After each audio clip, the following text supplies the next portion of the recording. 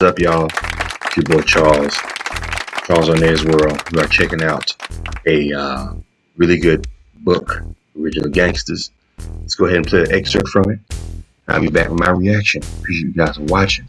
That thumbs up button. Let's go ahead and get into it. For mid-century designers, Charles and Ray Eames, whom he learned about in his Phoenix architectural drafting studies, and whom he celebrated in a 2011 video for the Getty Institute.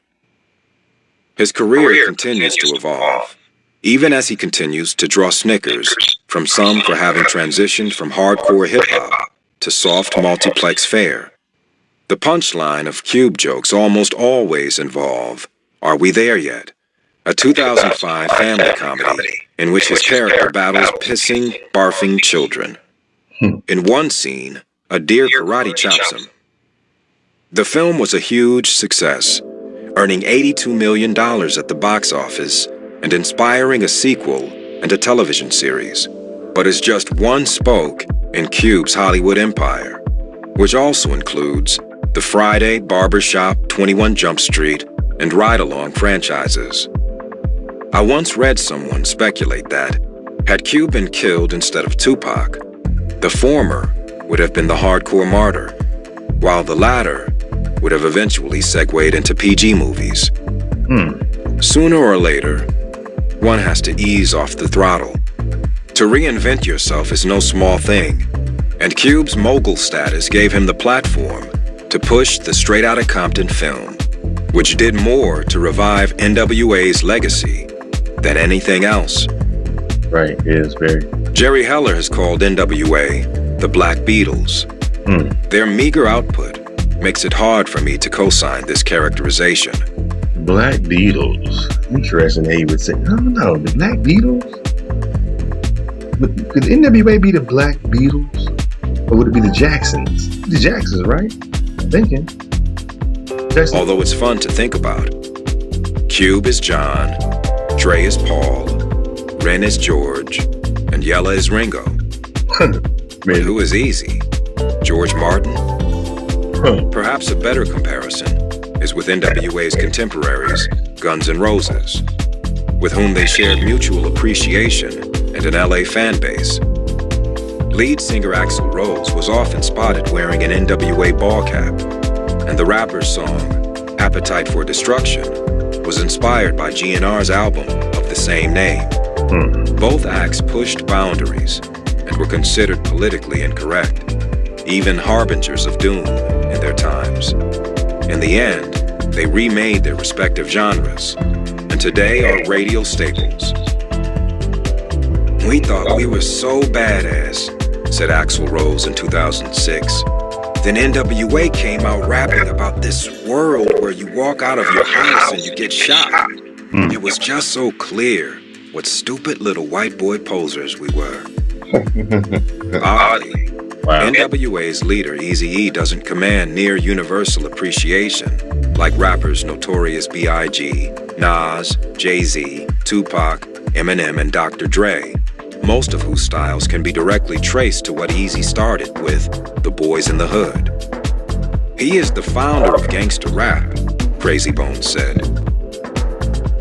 If you ask me, he deserves iconic status beyond his genre, along the lines of, say, Bob Marley or Kurt Cobain. But unlike those artists, the rough edges of Eazy's image have never been smoothed over. It's easy to forget that Cobain was a moody heroin addict, or that Marley was a womanizer who mistreated his wife. But Eazy's still seen as a volatile ghetto kid with a jerry curl and a gun. When it comes to keeping his name part of today's culture, his estate hasn't been able to match the efforts of Tupac's estate, which has constantly reinvented the artist posthumously across all forms of media. Other surviving NWA members, MC Ren and DJ Yella, have been even less in the public eye, though the group's film and their 2016 induction into the Rock and Roll Hall of Fame put them back in the spotlight. As a result, DJ Yella's services behind the turntables have been in high demand around the world, perhaps a satisfying change from his previous line of work, porno director. What? Oh, that's right, he did. Following Eazy's death, He made many films, including one called DJ Yella's Straight Outta Compton. I gave that up in like '07, Yella told me about his porn career. The internet killed it. MC Ren, meanwhile, today lives far from the streets of Compton where he grew up. In June 2014, I met him in Palm Springs, the sweltering resort town 2 hours inland from Los Angeles, where he moved to be closer to his parents. It's unfortunate that he no longer puts out albums regularly. NWA wouldn't have been what it was without his songwriting and commanding flow, and he was one of Eazy-E's main ghostwriters. As revealed by his... I think MC Ren didn't really go further because him and Eazy, I think Eazy pretty much helped do everything for him. And when Eazy passed, he didn't know where to go. Solo work, he could excel at more than just playing a role. He was a visionary artist in his own right. He still goes as hard as ever when he does make new music. Fuck your money, fuck your cars, nigga spit some hot bars. He raps on a 2014 track called Rebel Music. But he does it on his own terms, on his own release schedule. He can afford it, flush with NWA royalties that never run dry. An assured legacy. Who's your top 10? Is it MC Shan? Is it MC Ren? Nas rapped in 2006. We meet at the Hard Rock Hotel. In tow is his wife of 21 years, Yasmin, and their 9-year-old daughter, who wears a neon green t-shirt reading, "My dad thinks I'm awesome." Ren himself wears a white taqiyya on his head.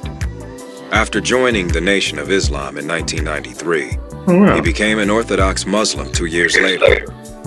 His conversion was influenced by his friend DJ Train, an NWA affiliate and DJ for JJ Fad, who died in a 1994 house fire. Before his death, Train and Ren planned to travel to Egypt, and so Ren made the trip solo the next year. As we sit down to eat, Ren's daughter orders macaroni and cheese, but he ends up sending it back because it has bacon. Ren is a bit shorter than I'd expected, but bulkier, and wears no jewelry other than a silver wedding ring. He seems a bit uncomfortable at times, and doesn't display an effervescent charisma, which perhaps makes sense, considering he's always fashioned himself as an anti-Hollywood type, who calls bullshit, while others play industry games. True to his straight-talking self, MC Ren told the Going Way Back show that the film Straight Outta Compton was about 80% accurate. He complained publicly when the initial marketing largely excluded him and DJ Yella. Today, we also discuss the sale of Dr. Dre's headphones company Beats to Apple, which netted Dre hundreds of millions of dollars. That's a blessing, Ren says, without a trace of jealousy. That's dope. He has critical words for a different figure from his past, however. When I told my math teacher in high school I was going to be a hip-hop star, he clowned me every day, Ren wrote on Twitter in 2016. Now I'm in the Rock and Roll Hall of Fame. After NWA split, group ghostwriter DOC continued working with Dr. Dre, and even mounted something of a solo comeback in 2015. Out of nowhere, his voice, which failed him after his car accident more than 25 years earlier, suddenly started to improve. It's not back to its original strength, but he felt confident enough to perform in his hometown Dallas in October 2015. Backed by platinum R&B singer Erykah Badu, who's the mother of his daughter Puma, and Scarface from Ghetto Boys, the show was rapturously received. No Ruthless Records alum, however, have seen success like Dr. Dre. Beyond the windfall of the beat sale and the ongoing success of his Aftermath label, which spawned the careers of world-beating rappers Eminem, 50 Cent, The Game, and Kendrick Lamar, Dre remains relevant as a performer, and as a producer, he's still setting trends. His personal life, meanwhile, is stable. Married for more than 2 decades, his wife Nicole supported him through the tragic 2008 death of his son Andre Young Jr. from an overdose of heroin and morphine. Man, I remember that. I remember when that happened. That was crazy. Yeah. I don't know. I don't forget how many baby.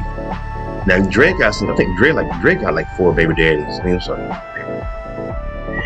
baby mamas. I don't know how many baby. I think Dre got like 4 baby mamas. I think Miss Chalet. Of course, when he has kids, I think he has 2 more other ones, baby mamas. But yeah, I remember that was sad, man.